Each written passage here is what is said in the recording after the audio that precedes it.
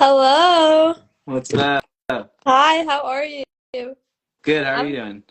good. My name is Nicole. I'm with the Garnet Report, and yeah, I'm really excited to talk to you about your music. Nice. Yeah, thanks for having me. Of course. So, for anyone who is joining us, I am here with Josh Gilligan, a singer-songwriter who's currently on tour and who's releasing a new album early next year. So, super exciting stuff. So, just to get right into it, your first single from your album, Party of One, was released a few weeks ago now. It's called Tightrope. How does it feel to have your first single out there from this project? Feels cool. I haven't put out music in a couple of years, so it was definitely something that was like weighing on me that I wanted to do again. So I'm excited to have a song out and have more on the way. Yeah, we're excited too. What kind of was the reason for the break? Honestly, just playing with other people, playing with other artists, like you just are gone a lot, so I don't have as much time to work on my own songs. So it was just getting a long enough break to kind of write and record some more. Yeah. So Party of One will be your longest project to date with 8 songs. How long has this project been in the works for you?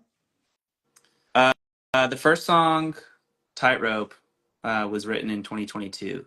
So that's kind of the like starting point in my mind.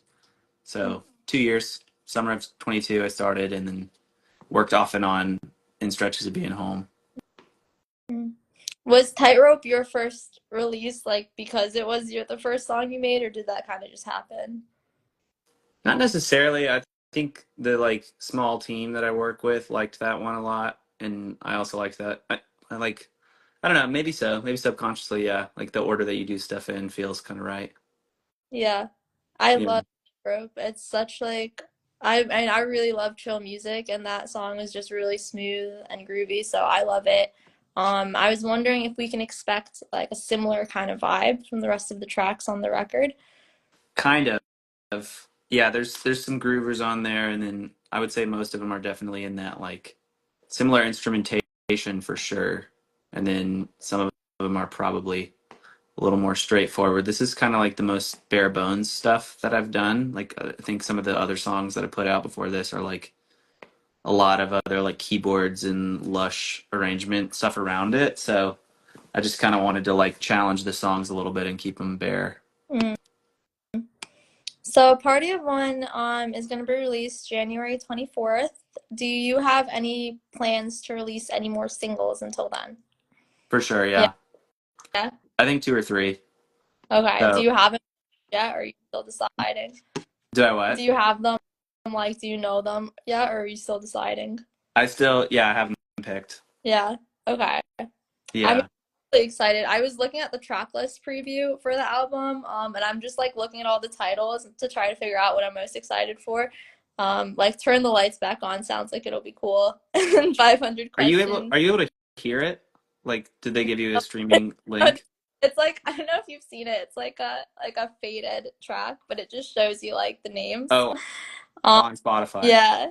Gotcha. Yes, I was just but are there any songs that you're especially excited for people to hear? And I think all of it. I think I went through a phase of like being scared to put stuff out, and now I'm just happy to share and happy that we live in a time where we have like the resources that you can host your music online and find people that it connects with. So, yeah, I think it's just a fun thing to get to do, and I hope people enjoy it. Yeah. During this time, I know you're also performing, right? You're on tour with Medium Build. Hmm. So how has that been? What's your experience been like with the tour? It's been cool. I was in his band before opening the shows, so I've been touring in his band since like the spring of this year. And or I say him, Medium Build is a band, but a guy ultimately. So it's Nick's band, Yeah. and yeah, it's like a little intense because he plays for almost 2 hours. So I'll do like a 30 minute, 20 to 30 minute set, and then take a little break, and then go play that set. But his fans are really cool, and it's been a cool way to like get back into the motion for my own stuff for sure. Yeah. There's a comment that says drop everything. Done deal. Yeah. Yeah, I noticed with the tour, like new shows are being added in the UK and Europe. Like you're heading to cities like Brussels, Amsterdam. So it seems really exciting. But Yeah. like for you, like in this super busy schedule, like do you find yourself overwhelmed at all? I find myself not overwhelmed by the work, but just wishing I could be home more. Mm. Like you kind of get into a rhythm touring, but it is fun to be home a lot. But it's also like when I'm home, I'm like, man, I wish I was on the road. So it's like both ways are great. But no, it's not overwhelming because it is just like a privilege to get to do it. So when I'm tired, it's probably because I'm not managing my time well. They Mm. try to make it What easy on us. what city are you in right now? I'm actually in Nashville right now. We Oh, have we have like a week and a half off. oh, Yeah, nice. How are yeah, you your break? Just chilling. it's good. Yeah, I'm playing a lot of Harry Potter on the Switch, and I had a session today, but it was like super low key. So I'm just taking a load off for sure. Mhm. Taking From the Instagram lives apparently, and just chilling and stuff. Yeah. from the tour so far, have you had any like standout shows? Trying to think where we even were. Charleston was a fun show. I had never played in Charleston. Um, trying to Dallas was a good show. Oh, there was a place called George's Majestic Lounge in Arkansas, That sounds cool. and I didn't know what to expect. And that one was like probably my most. That was the most enjoyable one for me. It was like the smallest medium build crowd. Like he didn't. Mm. He sold like 150 tickets or something, so it was like a smaller room, and those people were just locked in. They were so easy to play for because it's just me and a guitar for the opening stuff. So it either is like a really chatty room that you kind of have to like buckle down and just have a backbone, or they're like pin drop quiet. So it's pretty fun either way, but I like it when they're quiet. Are there any like cities that you're really excited to perform in? I mean, the European stuff is awesome. So I've never played music overseas. So Mm. all of them are going to be a fun experience for sure. Yeah, yeah, that's gonna be really cool. Yeah. When do you get on the road? When do I what? Get back on the road. We leave November 5th, and I think the first show is like the 7th. Exciting. Yeah. So during this time, I'm also wondering like, what are you listening to right now? Do you have any like songs and artists on shuffle? Yeah. I don't know if I can switch apps and not lose you. There's a guy named JJ Kale that sorry, there's the dog here as well. Say hello. Hi, what's your name? This is Shark. Shark? Yeah. Boy or girl? Boy. Boy, nice to meet you, Shark.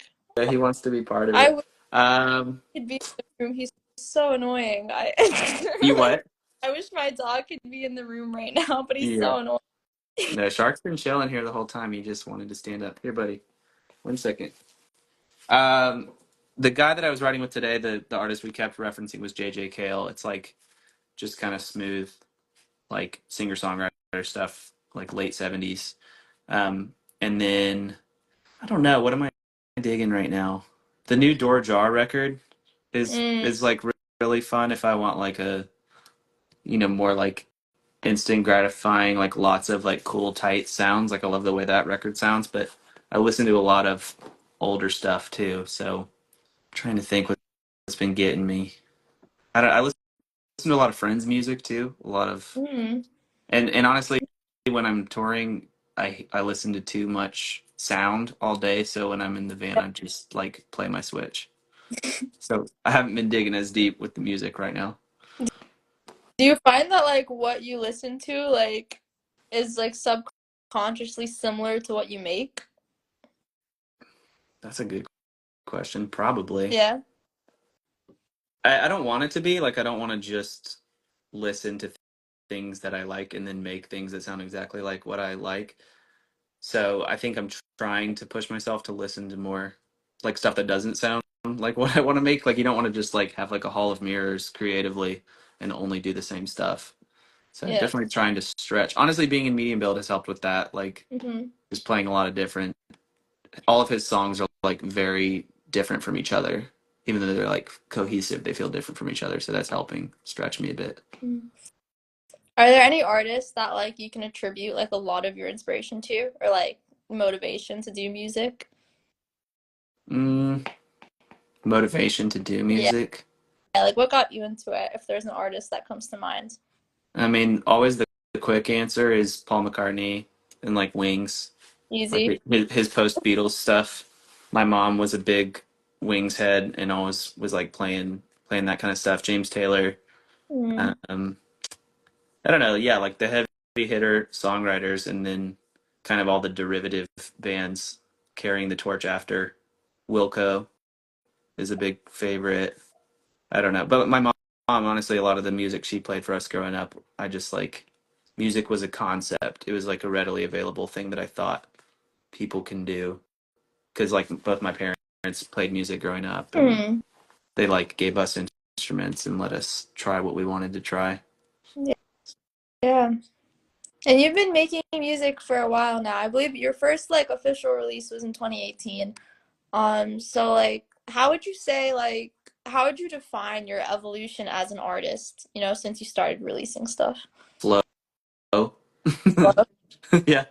Um, I think that's kind of what Tightrope's about. It's about like being a late bloomer Mm. and just like taking it slow. Like the chorus is like saying that I'm taking my time. And I think in an era where like the chances of commercially being successful or at least like making a living Mhm. are so low, it can't be about that. So it's just something that I love to do. So like a couple times a year, if I can get to a place where I can put out music, that's more than enough for me. So it's been cool to like see some people want me to make more because I was just doing like one and then taking a long time, and then I'll talk to people that are like, you should do a whole record, and that's kind of how this transpired. Mm. What's like been like your biggest challenge or some of your biggest challenges in like the industry in releasing music? Um, Not liking what I create. Mm. I think it's easier than ever to make stuff, but that also makes it harder than ever to commit. Like, because you're like, oh, I could buy a different, plugin or like effect to make my music sound better or work with different people. And I think I'm learning a lot by just making something and being okay with the form that it's in and putting that out and moving on to the next thing. Yeah, for sure. I think like that's true for like any art form too. I feel like no one likes what they make. Yeah. So, Yeah. Your own biggest roadblock. yeah. So, as like an artist, like not only releasing stuff but also like being in a band, touring, is there anything that like you've observed in the music industry that like you'd want to see change? Dang, you're swinging hard. I don't know. I mean, Shark wants to answer this one. Um, I don't know. I don't. I try not to like think about like with whatever micro platform I have. Like I'm not really like a this needs to change. Like Mm, I do think paying artists for streaming stuff like that. Like that's a big conversation. But there's also the devil's advocate side of like it does enable a lot of people to get their music out. So it's probably just a slow reform of valuing the art again. And I think that starts at like the culture that artists create between themselves and their fans, and like because ultimately it's people's generosity that's gonna like get them to financially push and put their money somewhere. So when your money's being managed by someone else that you're paying to listen to music and then all that's going somewhere else, like there's a disconnect right now. But I can't lose sleep over that. It's not why I'm doing any of it. So but yeah, I don't know. Like band to band, I think I've just been lucky to tour with nice people, and hopefully I get to keep doing that. And if a job ever sucked, I think I wouldn't stick with it if people were mean and had bad ideas about the world. yeah. So I don't know if that makes sense. No, it definitely made sense. It definitely made sense. So my final question to you is, do you have any message to fans or people looking out for your music about what we should look forward to, what we can expect in the future? More songs. I think you can expect me to be a little more consistent. I think like finishing a full record made me excited to do more and see how this one goes and keep on trucking. You know, I don't know. It's like it's such a low stakes thing right now. It's all fun. So yeah, Yeah, to anyone following along, like thanks for being here. You know. yeah, yeah. I've been getting that vibe for you. This seems like a very low stakes thing. Yeah, If I mean, I love it. Don't get me wrong. Like my heart's in it, but it doesn't have to be high stakes. You know, it can be fun. It doesn't have to be so serious. Yeah, I like that. Well, thank you so much for chatting with me. It was really cool to hear more about your music and the stuff you got going on, and I'll be listening to the album when it comes out. Yeah, thanks for asking me to do it. All right, of course. Have a good night. You too. All right, bye.